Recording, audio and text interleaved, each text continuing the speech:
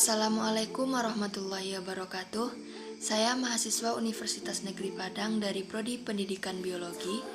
Perkenalkan, nama saya Azhari Kholila dengan NIM 2003-1058. Kali ini saya memenuhi tugas dari mata kuliah keanekaragaman hewan dengan dosen pengampu Bapak Ralsas Yogika SPD MPD. Di video kali ini saya akan menjelaskan 3 buah spesies dari filum yang berbeda, meliputi nama spesies tersebut, habitat tempat tinggalnya, dan ciri morfologi spesies tersebut berdasarkan karakter utama pada filumnya.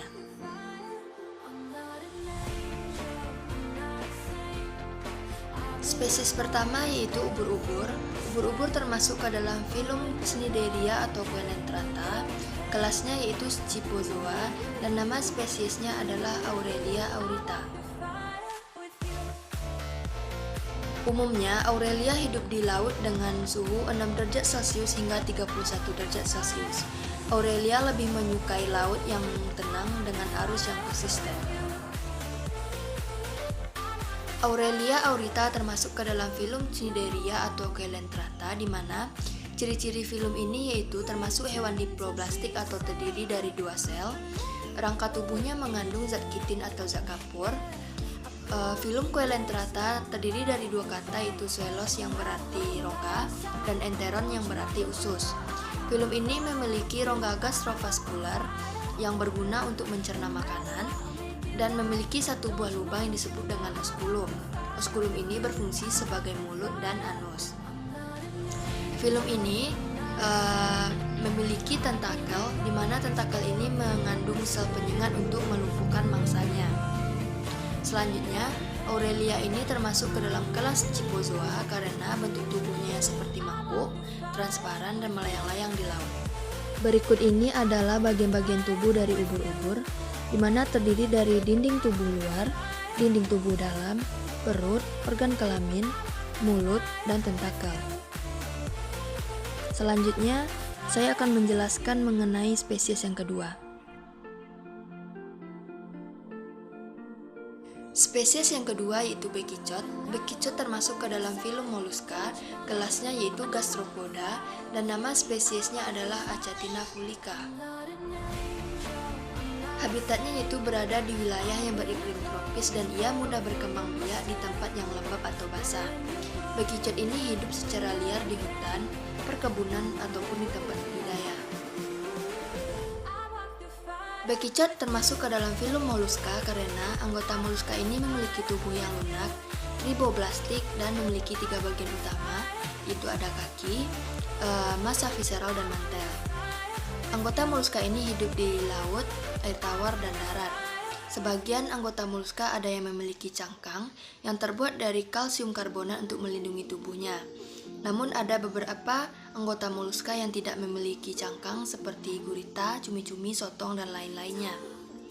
Selanjutnya, bekicot termasuk ke kelas Gastropoda karena anggota Gastropoda memiliki tubuh yang lunak dan berjalan menggunakan otot perut. Otot perut ini dapat menghasilkan lendir untuk mempermudah gerakan.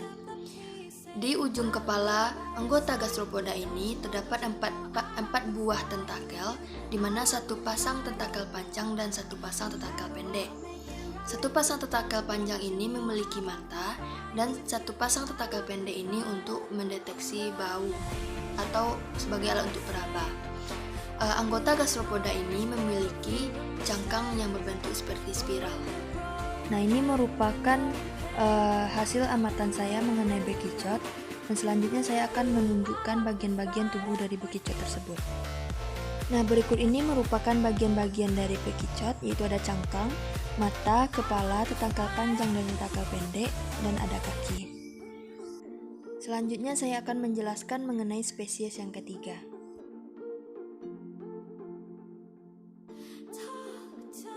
Spesies yang ketiga yaitu cacing tanah.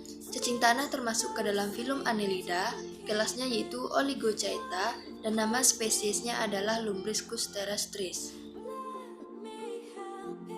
Cacing tanah berhabitat di dalam tanah dan juga berkembang biak di dalam tanah. Beberapa faktor yang mempengaruhi kehidupan cacing tanah di habitat alaminya yaitu ada suhu, kelembaban, pH, dan ketersediaan bahan organik.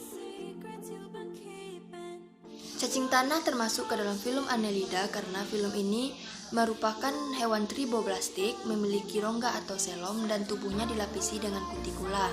Alat kopulasi hewan ini disebut dengan klitelum.